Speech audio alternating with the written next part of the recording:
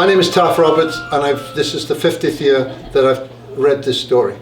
The first time was on a brigantine sailing boat in the harbour in Newport, Rhode Island in 1975. And every year, I think I've done it every year in different places. But this is a sweet place to do it. I really like it, and this is a comfortable place to have it, and also they serve really good tea. So I'm going to start it, and then afterwards we'll just sing some Christmas carols. But before I start, I want to share with you something in the story. There's useful presents and useless presents. Some of you who have heard the story, and this is an useless present. And if you haven't seen it, does anybody know what it is? And Lee van der Bosch used to drag her 3 kids to listen to me down at the art center every year, and she crocheted this for me. Oh. She's not here today, and the kids have grown up and they've gone somewhere else.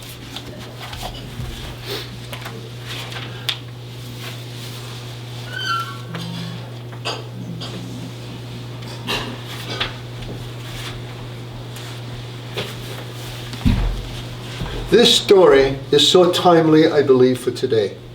There's so many divisions in the world. This story is basically about people getting together, eating some good food, having fun, just music, sharing each other, regardless of who they are, whether the postman or the fireman or whatever stripe they would be.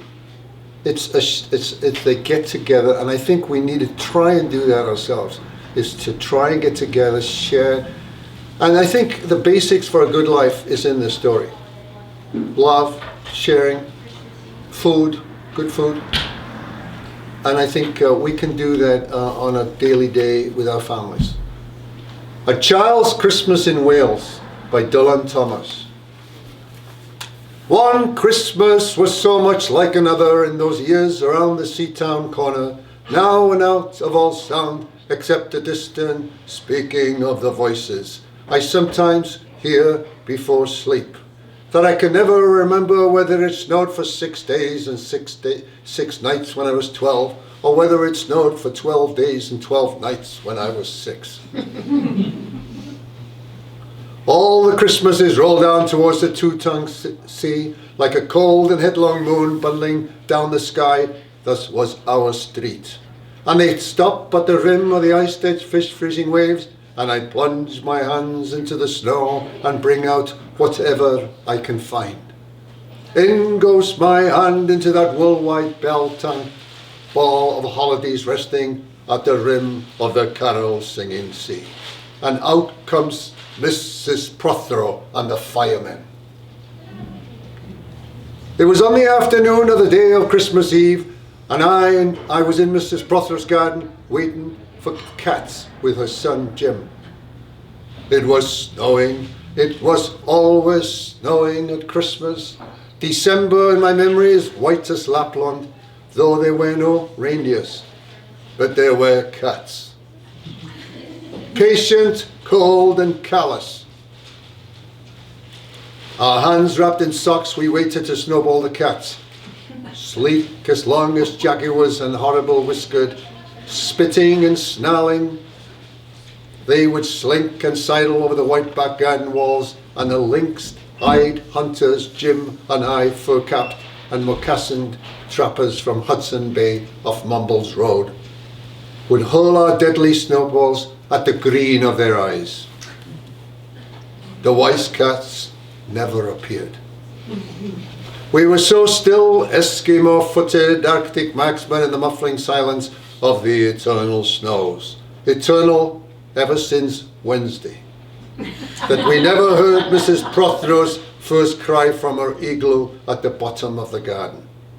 Or if we heard it at all, it was to us like the far-off challenge of the enemy and prey, the neighbour's polecat.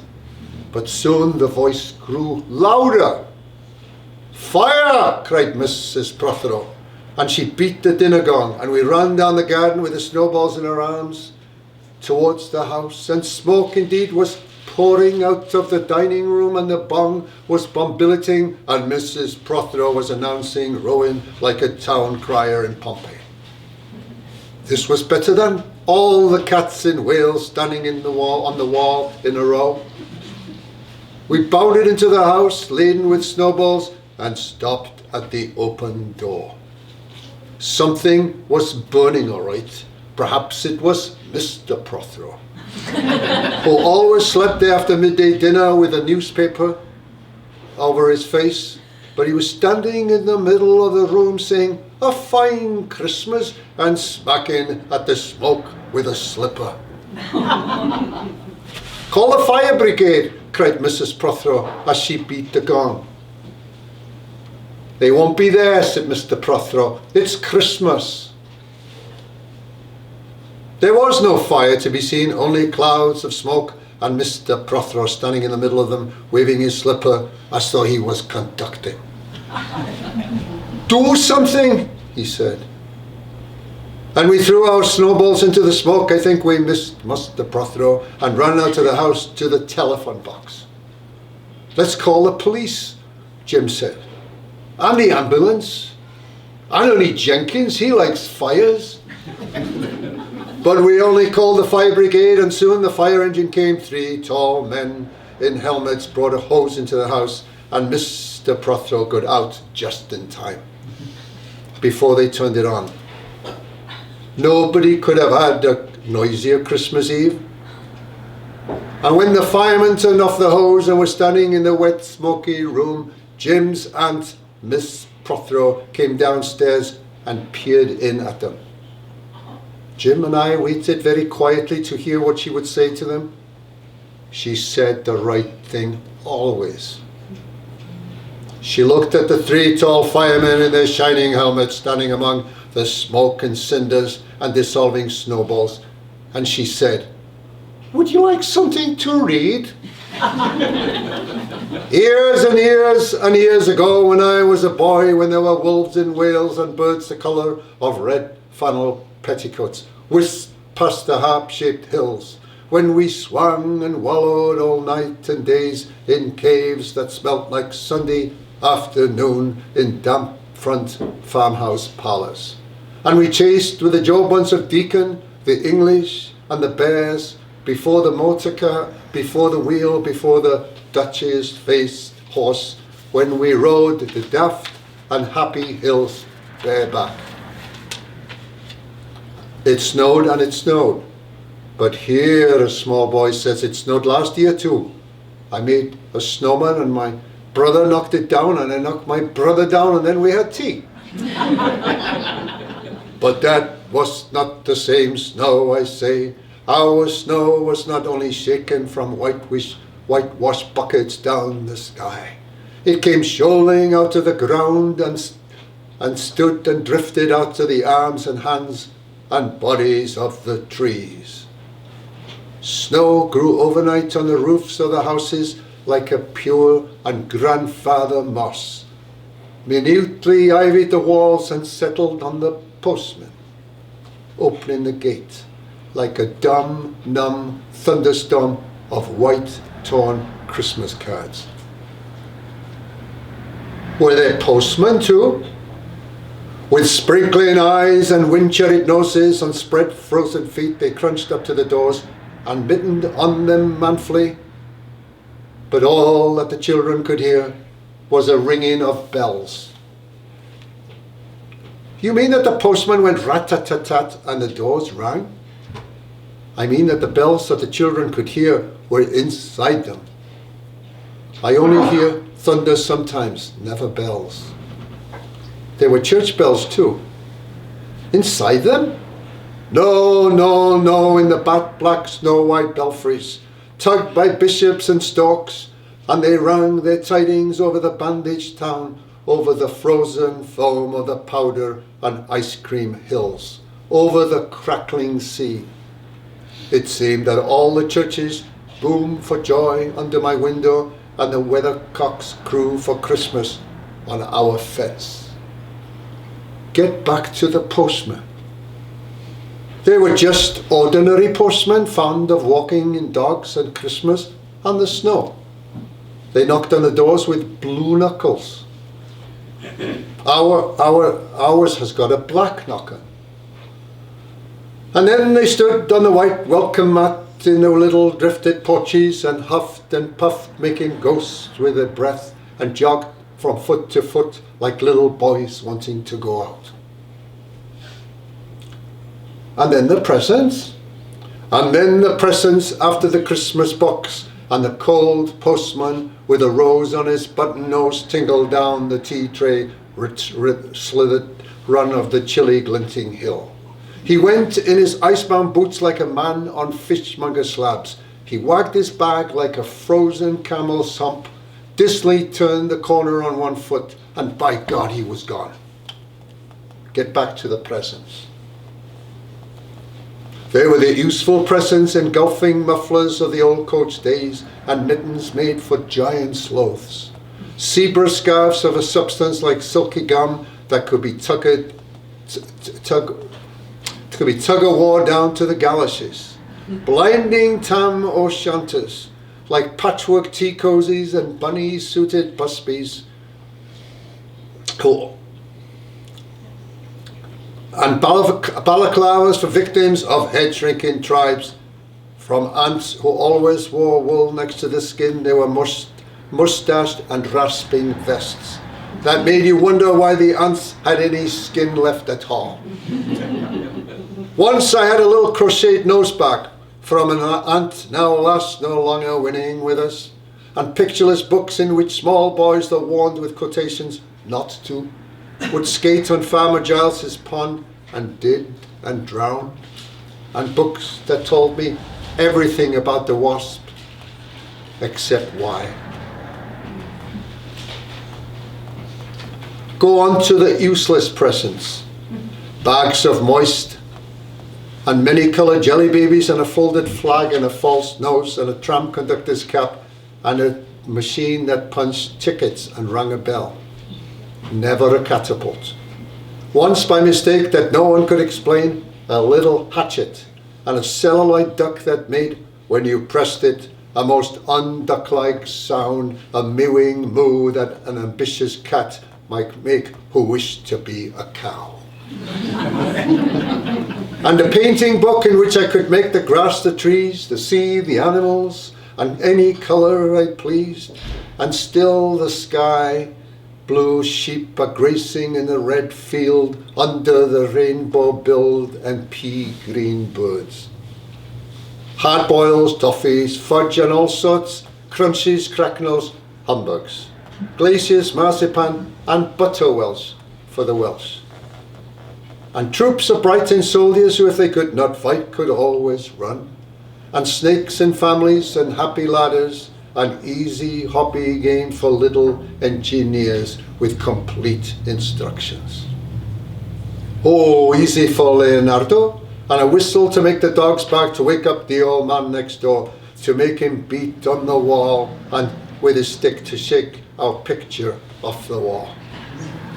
And a packet of cigarettes, you put one in your mouth, and you stood at the corner of the street, and you waited for hours in vain for an old lady to scold you for smoking a cigarette. Then with a smirk, you ate it. And then it was breakfast under the balloons. Were there uncles like in our house? There are always uncles at Christmas. The same uncles. And on Christmas morning, with dog-disturbing whistle and sugar fags, I would scour the Swatch town for the news of the little world, and find always a dead white bird by the post office, or by the deserted swings, perhaps a robin, all but one of his fires out. Men and women wading or scooping back from chapel with taproom noses and windbush cheeks, all albinos, huddled their stiff black jarring feathers against the irreligious snow. Mistletoe hung from the gas brackets in all the front parlours. There were sherry and walnuts and bottled beer and crackers by the dessert spoons. And cats in their furabouts watched the fires and the high heap fire spat already for the chestnuts and the mulling pokers. Some few large men sat in the front parlours without their collars, uncles almost certainly, trying the new cigars out, holding them out judiciously at arm's length, returning them to their mouths, coughing, then holding them out again as though waiting for the explosion. And some few small ants not wanted in the kitchen, nor anywhere else for that matter, sat on the very edges of their chairs, poised and brittle, afraid to break like faded cups and saucers. Not many those mornings trod the piling streets, an old man always fawn-bowlered, yellow-gloved, and at this time of year, with spats of snow, would take his constitutional to the white bowling green and back, as he would take it wet of fire on Christmas Day or Doomsday. Sometimes two hale young men with big pipes blazing, no overcoats and wind-blown scarves, would trudge and speaking down to the forlorn sea to work up an appetite, to blow away the fumes, who knows, to walk into the waves until nothing of them was left except the two curling smoke clouds of their inextinguishable briars. Then I would be slapdashing home, the gravy smell of the dinners of others, the bird smell, the brandy, the pudding and mince, coiling up to my nostrils when out of a snow-clogged side lane would come a boy, the spit of myself, with a pink-tipped cigarette and a violet past of a black eye, cocky as a bullfinch, leering all to himself. I hated him on sight and sound, and would be about to put my dog whistle to my lips and blow him off the face of Christmas, when suddenly he, with a violent wink, put his whistle to his lips and blew so stridently high, so exquisitely loud, that gobbling faces, their cheeks bulged with goose, would press against the tinsel windows the whole length of that white echoing street. For dinner we had turkey and blazing pudding, and after dinner the uncles sat in front of the fire, loosened all buttons, put their large moist hands over their watch chains, groaned a little, and slept. Mothers, aunts and sisters scuttled to and fro bearing tureens. Auntie Bessie, who had already been frightened twice by a clockwork mouse, whimpered at the sideboard and had some elderberry wine. The dog was sick. Auntie Dossie had to have 3 aspirins, but Auntie Hannah, who liked port, stood in the middle of the snow-bound backyard singing like a big bosom thrush.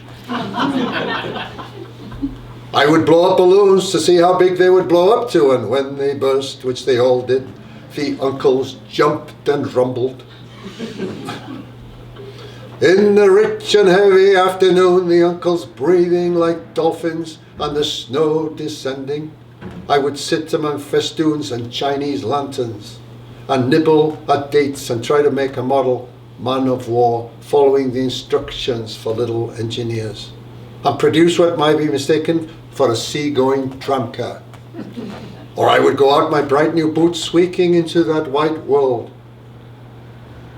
to the seaward hill to call on Jim, Dan and Jack, and to pad through the still streets, leaving huge deep footprints on the hidden pavements.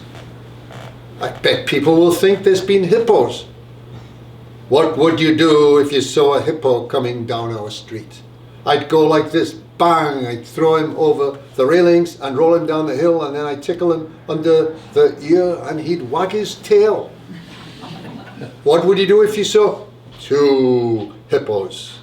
Iron-flanked and bellowing he-hippos clanked and battered through the scudding snow towards us as we passed Mr. Daniel's house. Let's post Mr. Daniel a snowball through his letterbox. Let's write things in the snow. Let's write Mr. Daniel looks like a spaniel all over his lawn. Oh, we walked on the white shore. Can the fishes see it snowing?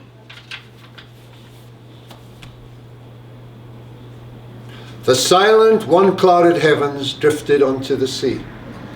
Now we were snow-blind travellers lost on the north hills, and dew-lapped dogs with flasks around their necks ambled and shambled up to us baying Excelsior. We returned home through the poor streets where only a few children fumbled with their red fingers in the wheel-rutted snow and catcalled after us. Their voices fading away as we trudged uphill into the cries of the dockbirds and hooting of the ships out in the whirling bay. And then at tea, the recovered uncles would be jolly, and the ice cake loomed in the centre of the table like a marble grave. Auntie Panna laced her tea with rum because it was only once a year. Bring out the telltales now. Now we were told by the fire as the gaslight bubbled like a diver, ghosts wooed like owls in the night. When I dared not look over my shoulder, animals lurked in the cubbyhole under the stairs where the gas meter ticked. And I remember that we went singing carols once, when there wasn't a shaving of a moon to the light the flying street. At the end of the long road, a drive that led to a large house, and we stumbled up the darkness of the drive that night, each one of us afraid, each one of us holding a stone in a hand just in case. The wind through the trees made noises as of all unpleasant and maybe web-footed men wheezing in caves. We reached the black bulk of the house. What shall we give them? Hack the Herald? No, Jack said. Good King Wenceslas. I'll count 3. 1, 2, 3. And we began to sing, our voices high and seemingly distant in the snow-felted darkness around the house that was occupied by nobody we knew. We stood close together next to the dark door. Good King Wenceslas looked out on the feast of Stephen. And then a small, dry voice, like the voice of someone who has not spoken for a long time, joined our singing, a dry, small, eggshell voice through the keyhole. And when we stopped running, we were outside our house. The front room was lovely. Balloons floated under the hot water bottle, gulping gas. Everything was good again and shone over our town. Perhaps it was ghosts, Jim said. Perhaps it was trolls, Dan said, who was always reading. Let's go and see if there's any jelly left, Jack said. And we did that. Always on Christmas night there was music. An uncle played the fiddle, a cousin sang Cherry Ripe, and another uncle sang Drake's Drum. It was very warm in that little house. Auntie Hannah, who'd got onto the parsnips wine, sang about bleeding hearts and death. And then another in which she said a heart was like a bird's nest. And then everybody laughed again. And then I went to bed. Looking through my bedroom window out into that moonlight and unending smoke-colored snow, I could see the lights in the windows of all the other houses on our hill, and hear the music rising from them up the long, steadily falling night. I turned the gas down, I got into bed, I said some words to the close and holy darkness, and then I slept.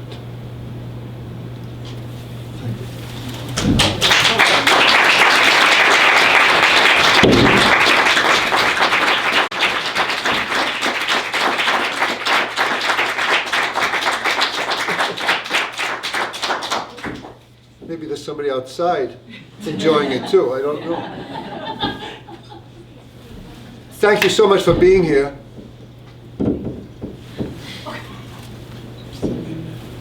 If we can pick up these, but this story.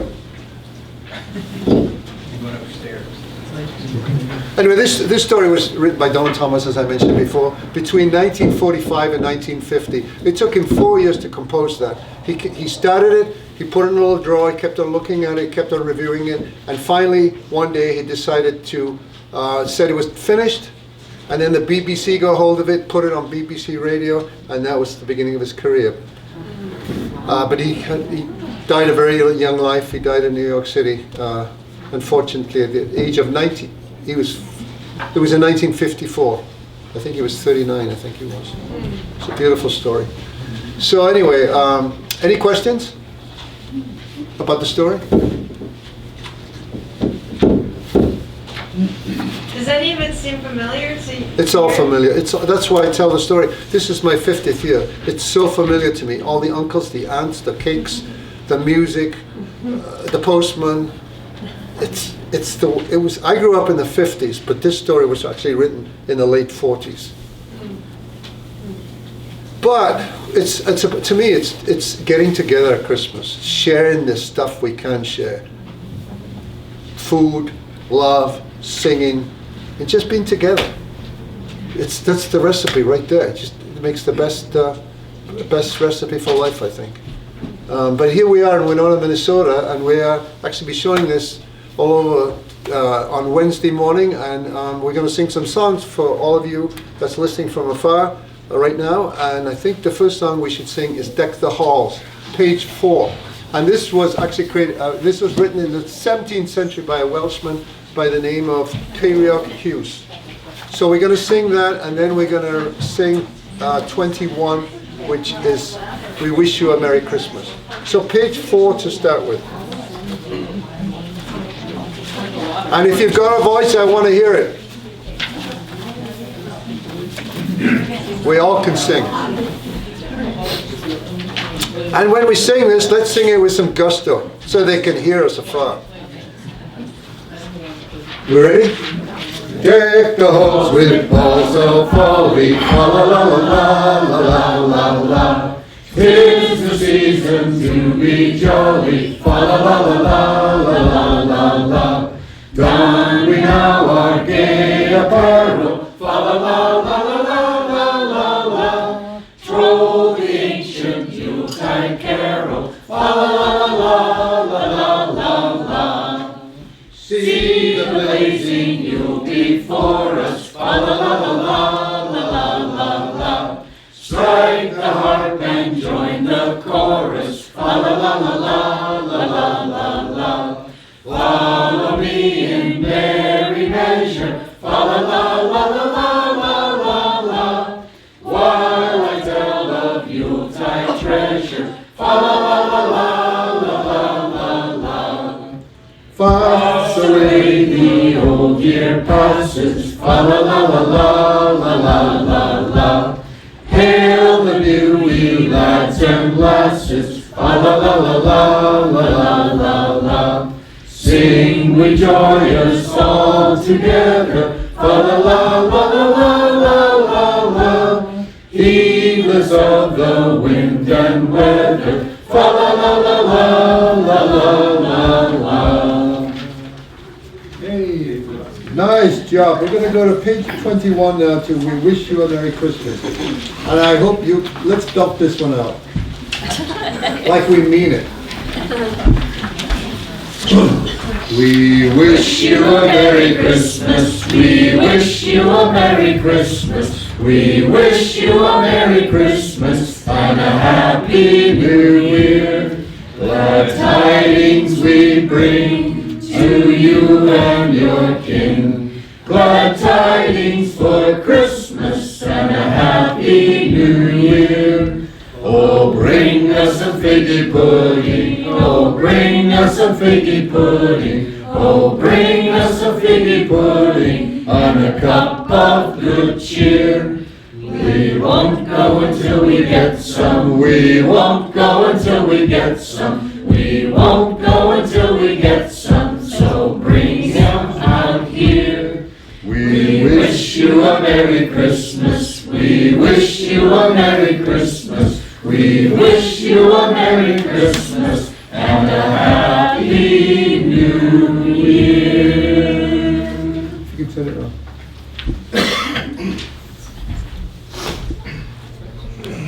Wherever you are watching this on Christmas Eve day, we are down here in Winona, Minnesota, recording this, and we wish you and your families, wherever you are, all a very healthy Christmas and New Year. Thank you so much for watching.